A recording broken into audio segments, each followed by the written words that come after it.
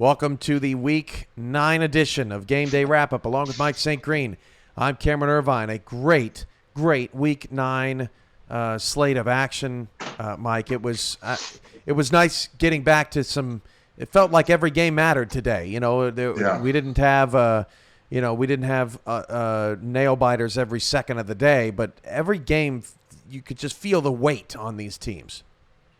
Yeah, Cam, we're actually approaching that time of the season where winning, you still have a legitimate shot.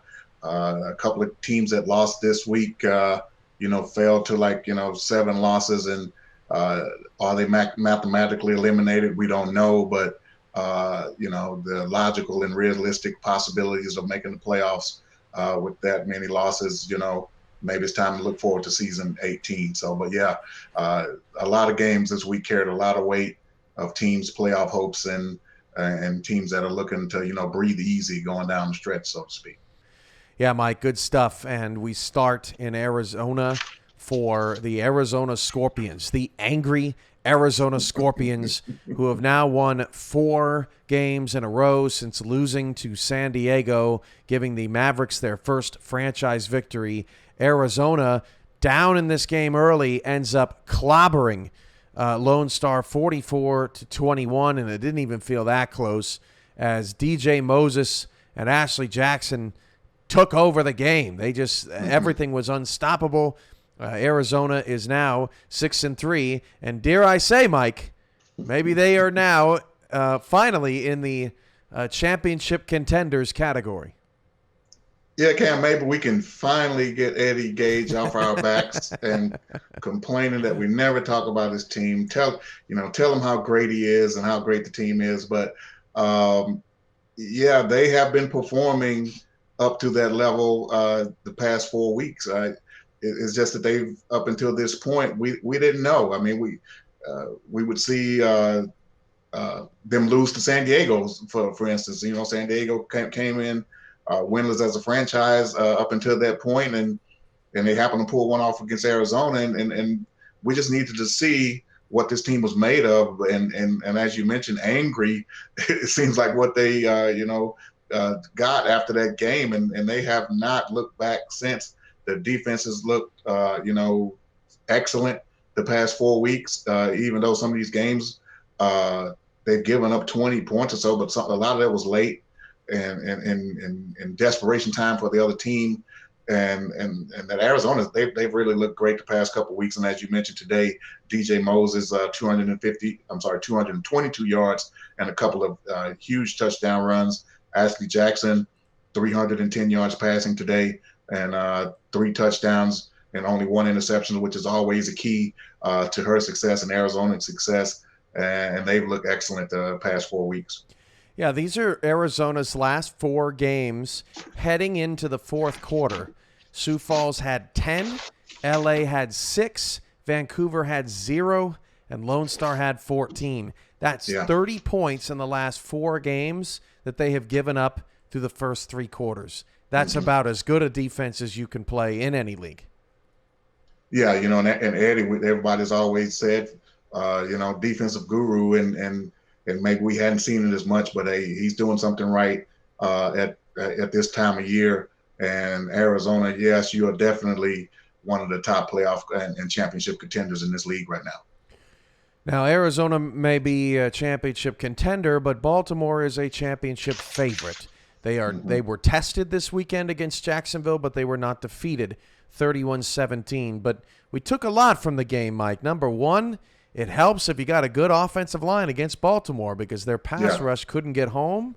Number two, it helps if you got a very talented quarterback who can play mistake-free football because Marcus Dunhill for, maybe 37 minutes of this game played a pretty nice game, distributed the ball around to all of his weapons and kept control on it.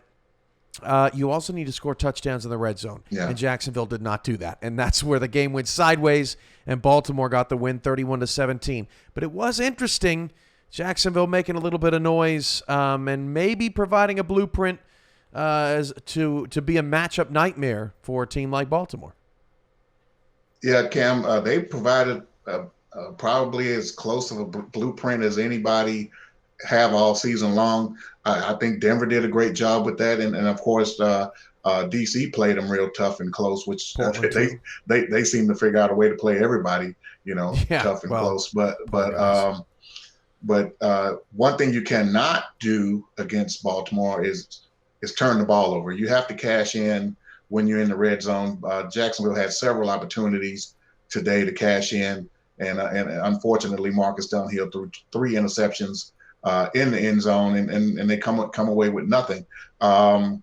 But what they did do a great job of, as you mentioned, that vaunted defensive line led by Sir Ron Yates, they kept the pocket clean, and Marcus had a lot of time back there to pick out receivers and make plays. But and like I said, and he was doing well in between the 20s, but then would get inside the red zone and make a mistake. But yeah, somewhat of a blueprint. And I mentioned Denver as well. They turned them over Wigmore 6 times, but Baltimore won by 20 in that game. Yeah. And here we are. We're talking about did Jacksonville provide a blueprint? They end up losing by 17. So it's just a complete team. You really need to step on their necks when they're down. When you're in the red zone, you need to cash in with 7 and not 3. But it's going to be tough for whomever faces this team now and are in the playoffs. Yeah, Baltimore's got to be approaching a record here. 34 turnovers forced coming into the day. That was 8 more than any other SFL team, and half the teams had already played one more game than they had. You know, I mean, it's just they just. I mean, the Troy Loshaw fumble recovery off of a foot that popped the ball up to him. They got playmakers all over the field, and it's just like these guys they just never miss an opportunity. They never miss the moment. But it was interesting. One strategy is to have an effective run game.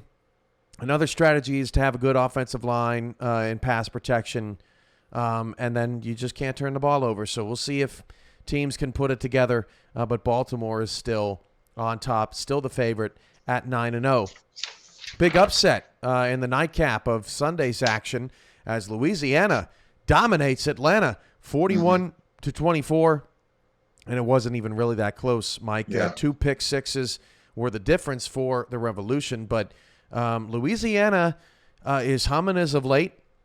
They're now 5-4 as of right now. As long as they keep winning, they are comfortably in the playoff picture here, and they're now just a game back of Atlanta. So they put the pressure now on their division rivals as the two of them split the season series. But impressive stuff from from Louisiana, because the past 3 weeks we've been singing Atlanta's praises so much today. Yeah, and you said big upset. I kind of look at it as an upset, but not maybe as big as big in terms of importance. But I agree with you. Louisiana definitely could have had every chance to win the game, and they did. And as far as importance goes, Louisiana they stayed out of that 4 and 5 muck of 5 or 6 other teams that's in that 4 and 5 range right now. They stayed within reach of the division championship and an automatic playoff berth with this win. So that they split the season series with Atlanta with this win.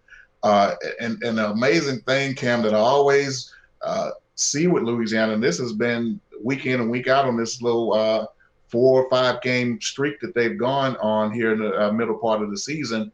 You look at the box scores, and nobody's doing anything really spectacular, especially in particular on offense. I mean, Reggie Streeter, he hasn't had this big 150-yard game and 3 touchdowns. Tommy Utah, he did have a big game a couple weeks ago against London. But in general, and B.E. Robo, we typically call his name a couple times, but offensively, you're just not going to point to one guy and say, okay, you're going to count on that week in and week out from these guys. But the main thing with these guys is the defense. Evan Arthur today with a pick 6, 11 tackles on his belt as well. Mike Ryan had a pick six late to really put this game away and put Atlanta away and make it really look like a blowout, which is was really total domination today. But Ginkgo had a sack in this game. It's just that they're doing it so many ways, and no one seems to consistently be able to do anything against this team offensively, and they just play clean games and grind out wins. Yeah, another team playing great defense. In the last 6 weeks, they've given up more than 24 points just one time, and that was to Atlanta, and they lost the game. But considering that they just beat Atlanta, they haven't given up. They haven't let a team score 30 in a month and a half, essentially, since that's the most up-to-date matchup, and that's pretty impressive. Louisiana trying to make some noise here late. Tough start to the season. Obviously, Hurricane Ida put Gerald Smith out of commission, the team owner, in terms of game planning. They had injuries to Tank Bennett, Reggie Streeter. The team wasn't healthy, but they've really kind of taken advantage of the full 12-week season, and they've gotten it together. Okay, Mike, lightning round on this 4-5 craziness. We have 6 teams now at 4-5, and currently in the standings, only one of them gets in to the 12 spot because 11 teams have a winning record in the SFL right now. Now that can all get jumbled up at 5-5. You know it's going to end up in a jumble at 6-6. It always does. But as of right now, most of these teams are on the outside looking in, but a lightning round to go through all 6. So start with Houston, Mike St. Green at 4-5, got a win over Fort Worth this week. Yeah, Houston, man, what they have coming down the stretch. Houston, they have Lone Star, Sioux Falls, and Mexico City coming down the stretch. Maybe not the toughest stretch, in particular week 11. Sioux Falls having trouble scoring points, and we know Houston has a solid defense, and they definitely can put points up. That Lone Star game next week is going to be huge if Houston or Lone Star are going to pull out a playoff berth. Yeah, if all these teams want to be out of the 6-6 purgatory, right? So all of these teams would like to win out. Now for Houston, they have beaten all the teams they're supposed to beat, and they've lost to all the teams that have better records than them. So for Houston, more than anybody else, they probably need to win out. This game against Lone Star is huge. If they can get to the Mexico City game in Week 12 on a 3-game winning streak, they put themselves in just as good a position as anybody to shut the door and get to 7-5. Okay, how about London? They're 4-5. They got a win over Carolina this week. Yeah, this was a huge win against Carolina to keep London's season, anywhere close to being relevant the rest of the way. But Cam, man, they have a tough stretch. The last 3 games next week at Florida. They do finish off at home against DC, which is, we all know they're going to be tough. DC typically only, 6 points or less. That's their motto, basically. I know they want to get over, eventually get over the hump, but it's never going to be easy playing those guys. And then while I look at the last week of the season, London host Baltimore, who pretty much dominated them a couple weeks ago with, putting up 58 points. And of course, as of right now, they're still undefeated. So tough road for London to at least try to get above 500 the rest of the way. Yeah, London's one of those teams that at 6-6, they still have, or they still have a pretty good path to get in, because if you get a win over particularly Baltimore, your strength of victory will shoot up, and you put yourself in a great position to win a playoff tiebreaker amongst the mess at 6-6.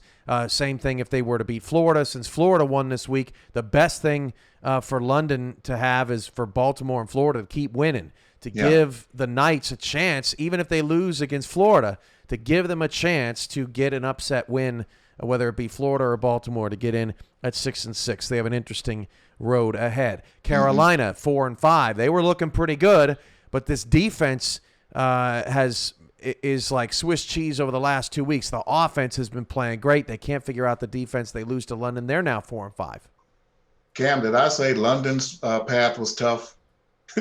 Carolina's path is even tougher. but they are playing. How is that possible? They're playing two of the same opponents that London's playing, but in reverse, they have Baltimore next week. It happens to be at home as well, but and they have Florida to close out the season. But right in the middle of that is another playoff. Is another team that's squarely in the playoff right now, Charleston Predator. Yeah. So their road is even tougher. You know, I love Harish and all those guys over there, man, and have rooted for them for several seasons to get over the hump and, you know, at least finish 500. But they have the toughest road right now to even remotely accomplish that. They would be a legendary run if they could pull it off and make it to the playoffs at this point. Yeah, brutal way to close it out, but they do already have a win over Queen City. That's going to help them. And again, they're kind of in the London boat. If they can get a Florida or Baltimore upset win along the way, they might be in decent shape. But it's 6-6 tiebreaker. Okay, how about St. Louis, Mike? They lose to San Diego this week. Not taking anything away from San Diego because they're looking much better now, even though they're 2-7. But St. Louis can't lose that game. They have put themselves now in a mess at 4-5. Yeah, that was a huge loss for St. Louis yesterday.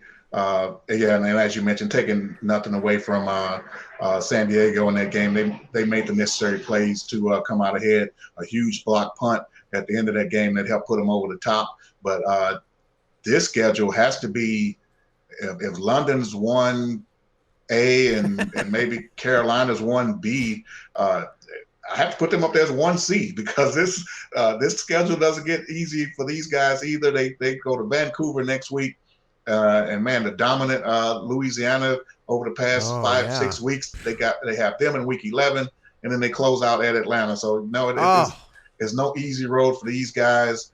They're going to have to bring their A game week in and week out, and to maybe hopefully eke out a 500 record. And as you mentioned, it's always somebody. 6-6 is going to put you in the conversation, but it's just going to be a matter of strength of victory, strength of schedule, things like that. But yes, St. Louis could easily be in the same boat as Carolina and possibly close out with 3 straight losses with this schedule. Now, the one thing that separates them from Houston, London, and Carolina is their best path in is probably through the division winner. Because they still have Louisiana and Atlanta left. They already have a sweep of Tulsa, so they could go 4-0 in the division. They could crumple up some tiebreakers. They would need Atlanta to kind of end with a free fall, but it's not impossible, especially since St. Louis still has Atlanta left on the schedule. So it seems like that may be the best path in for St. Louis. The Gladiators don't really have a signature win per se in terms of against an upper echelon team, although they can get that against Vancouver, and they probably will need need all 3 games, I should say, to get in at 7-5 and probably as a divisional winner at that point. How about Vegas? They're 4-5. They took care of business. It was kind of ugly for 3 quarters, honestly, and then Vegas kind of poured it on. But Vegas takes care of business against Sioux Falls and drops the Sparrows to a league worst 1-8. But Vegas is now 4-5. Yeah, and it's kind of always ugly with Vegas to a certain extent. I mean, but they're 4-5, but they've won 4 of their last 5, so they've definitely been on a hot streak here coming down the stretch of the season. The last 3, Vice Wars 2 will be next week. Week 11, a huge game with another 4-5 team in Lone Star, and they close out at Arizona. Will Arizona bring their A game that last week? Possibly, because Arizona will likely, the way it looks right now, may already have the division clinched, but they will still be playing for seeding. So and I know Eddie, he's going to grind one way or the other, whether they've already clinched or not. But I do think this is kind of favorable for I Las agree. Vegas. I agree. Yeah. I think it's going to depend. Atlanta plays Mexico City in week 11. Arizona. If Arizona wins that game, they're gunning for a bye. Now, if Arizona doesn't win that game, they're probably safely in the playoffs, like you said. Maybe they start looking ahead, game planning for their next opponent. Which is entirely, hey, you take a week, right, to recharge the batteries, get ready for the playoffs, all that good stuff. So we could see that. But I agree, favorable for Vegas is they really only have that one potential, the Lone Star game's going to be tough, but Lone Star is a sub 500 opponent. Which, speaking of which, Lone Star, they lost to Arizona. They are 4-5, the sixth team that's 4-5 in the standings right now. What do you make of the Glory? Yeah, Lone Star. I kind of felt like heading into this Arizona game today, they had kind of turned the corner a little bit, and we're getting Ike McBride involved in this offense, and she was being the Ike McBride that we've come accustomed to seeing over these first couple seasons. And she actually had it going a little bit today, but that Arizona defense stepped up huge and shut her down a little bit. She did end up with 100 yards today, but after her fast start, that kind of fizzled out. But I think they've shown some signs of, and of course we've covered a couple of 4 and 5 teams that they're going to play. Now that I look at it, Cam, they may have the easiest route as far as at least strength of opponents, because they play 4 and 5 Houston next week. They play currently 4 and 5 Las Vegas in week 11, and then they close out with the rival game against Fort Worth, and of course Fort Worth and they've handled Fort Worth pretty good the first couple of seasons. Fort Worth have been in the league, so it may be favorable for Lone Star going down the stretch, and if neither one of these rivals can knock them off, I could see them just looking at this right now. They could possibly get to that 6-6 mark, and possibly even 7-5 if they can go on a nice run. And if you're 3-6, good luck, because you're in like 16th place right now. So it's not looking too good. All right, that was great. 4 and 5 lightning round with 6 teams tied for 12th, tied for the last playoff spot with 3 weeks to go.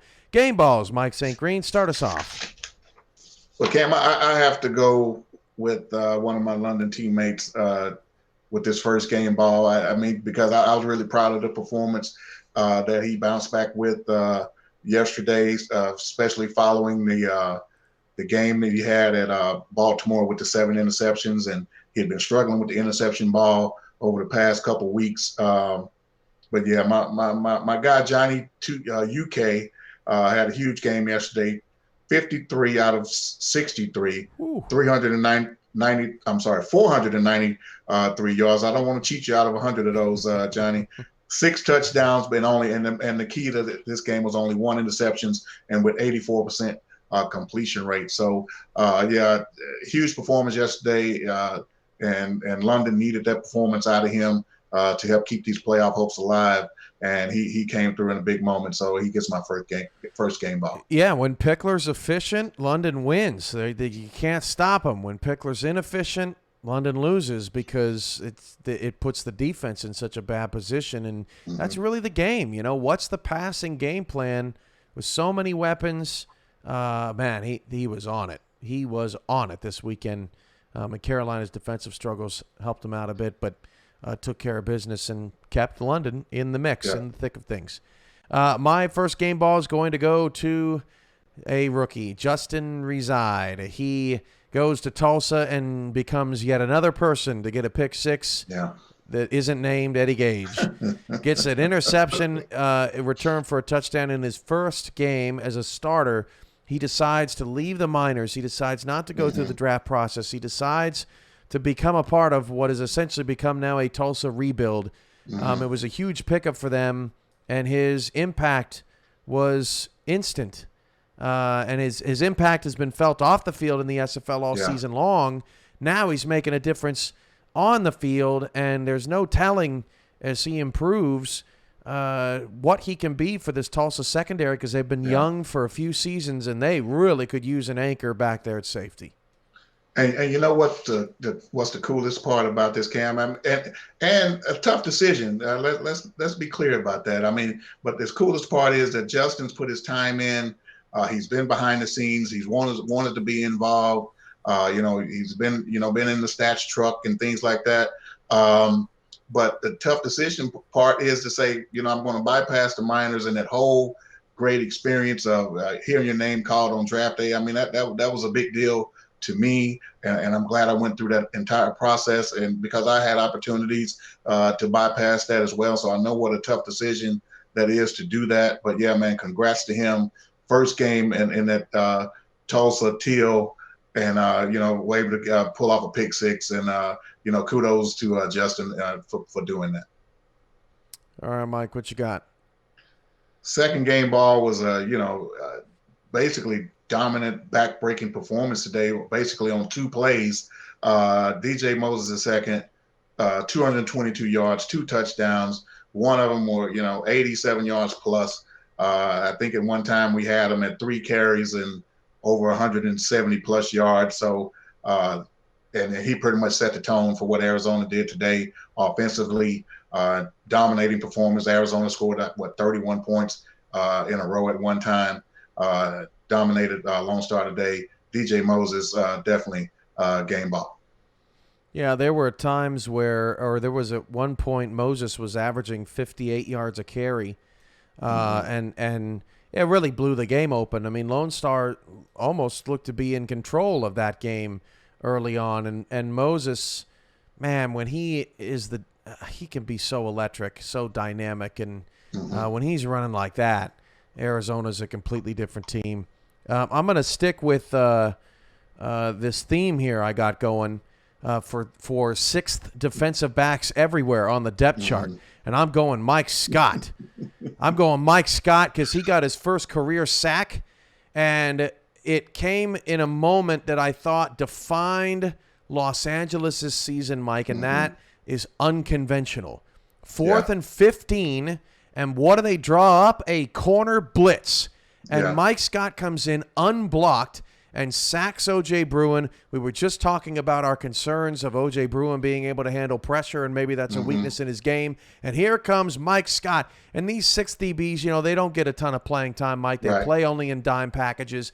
And he made an impact in the biggest moment of the game, and L.A. trusted him to make an impact in the biggest moment of the game. And their unconventional way of thinking, their unconventional way of getting victories and moving the ball and playing defense, and that secondary in general, I mean, it was just it just felt like such a defining moment for LA this season. So Mike Scott gets a game ball for me. Yeah, and that was a huge game defensively for Los Angeles today, and kudos to the rest of that secondary as well. Rochelle Colston had a couple of huge interceptions. Ryan Joseph had one as well. And also who got in on that sack with Mike Scott, Cam Moore Rivers. He had a solid game today. A couple of sacks under his belt. 1.5 sacks I credited with Scott on that play. And it was huge at that time. Portland, they were trying to mount a comeback, and they dialed up that blitz at just the right time, and Mike Scott was able to get there and pretty much seal that game away. If Moore would just show up for practice, he could get better, and it could turn LA into something spectacular. We'll see what happens. All right, Mike, final game ball. I'm going to go with Warren Murray. Okay. Warren, he hasn't been, we hadn't called his name a lot over the past season and a half or so.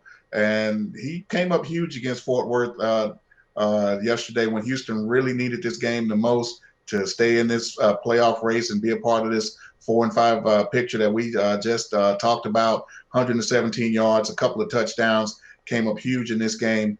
Houston needed a performance like that, and more or less for Houston to balance it out to where Dave Bird, the rookie quarterback, is not just dropping it back and slinging the ball downfield all the time, and susceptible to turnovers or QB pressure and things like that. So it's good to have that outlet to hand this ball off to and take some of that pressure off. And Warren Murray actually the past couple of weeks have answered the bell, so he gets my third game ball. Yeah, Houston's a different team when Murray's running well. DeMond Simeon has a very love-hate relationship with Warren Murray. It seems like it goes on and off. And this whole South Division is a carousel of confusion, Mike. Every time we think Fort Worth's turned the corner and then they lose. And then we think Lone Star's turned the corner and then they lose. It kind of feels like Houston's turned the corner. Their defense, they're running it. I'm going to pump the brakes just because I'm tired of getting burned by the South Division this year. I can't figure it out. Can I tell you something real quick about this game? I was thinking about when I was watching this game, and if you don't know some of these little nuances, I guess it wouldn't come across because we thought, as you mentioned, Fort Worth, had turned the corner. But as you know, Jason Williams took over the head coaching job for Fort Worth this season, and Ethan Kai, his assistant at Albuquerque, yes, I see. is on the roster at Houston, and they were both coaching together in Albuquerque in the minors. So, and as I was watching Fort Worth kind of struggle offensively, I was like, man, maybe Kai has a little bit of insight as to what Fort Worth likes to do, or what Jason in particular likes to do, and maybe that was a difference in this game also. You're right, because Kai's been helping big time on the defensive side of the ball. It is interesting. And then the new fullback that Houston signed is the brother of either Jason or Joshua Williams in the it was good to see them on the field, but another connection there. My last game ball of the week is going to go to Kendra Hall, who had 10 catches for 167 yards and 2 touchdowns on 11 targets. So she caught almost everything that was thrown to her. She has 9 touchdowns this season, Mike. That is already a new career high, and there's still 4 games to go. She's 24 yards away from a career high in yards, and there's 4 games to go. She is just having a dynamic season. And oh, by the way, Mike, she's almost to a career high in yards. That is despite 34 less targets than what she had last season. So it's just she's just had 18 targets less than she's had last season, and she is 24 yards away from getting a new career high. So just an incredible job by Kendra and the rest of that Vancouver offense, and she deserves some props, having one heck of a season. One thing about Kendra, when she's going to do it, she's going to do it big. I mean, I've been kind of waiting on another big game like this really since week 1, when she went off for the over 300 yards and, was approaching the all-time record and for a single game. And, she's been steady all season long, as you mentioned, but I've been waiting on another big game like this out of Kendra, and kudos to her. She's back to being her old explosive self. And of course, Vancouver, blew out Tulsa and got back to looking like Vancouver this weekend. And looking forward to seeing more of what they can do coming down the final 3 games of the season. Just to your point, Mike, 19.4 yards per reception for Kendra. That's second in the SFL, only behind DR Sim at 21. So there you have it. And I'd be remiss if we didn't, before we left, talk about DC just very briefly. They had the game 1 against Queen City. It looked like the Corsairs were going to lose their 3rd in a row. Instead, DC loses in overtime, their 3rd overtime loss this season, and their 5th their 5th game lost by 6 points or less to teams with winning records this season. They are 2-7. They're not going to be a playoff team, but the DC Dragons, if they can just stay together and just keep working at it, they can finally make a push. They were kind of a sleeper team for people to make the playoffs this season. They've just lost a ton of heartbreakers, and we just feel bad for them. Yeah, Cam, we were saying the same thing last year as an expansion team that, man, DC, they were always right there. And it does seem like this season that they have taken that step forward and just don't know how to win yet. Right there every week, but haven't, quite figured out how to pull that big victory out. I did kind of scratch my head tonight as to, the pass that led to Queen City tying this game up and sending it to overtime. I kind of felt like DC could have ran the clock a little bit and maybe kicked the field goal and maybe secure this game. But yeah, obviously, the playoffs are probably out of reach this season. But keep your heads up, DC. If you guys stick together, I'm pretty sure next season, season 18, things will get turned around for you guys. And Queen City is lucky, because if they would have lost that game, we would have been sitting here going, what's wrong with Queen City? They've lost 3 in a row, and we would have been grilling them. But they didn't have to face the wrath of Cam and Mike this evening. But that's it. Put your 4s up. We're going into the 4th quarter of the SFL season. Week 10 is on the horizon next weekend, and that's all for us for now. From the SFL studios, for Mike St. Green, I'm Cameron Irvine. Have a great night.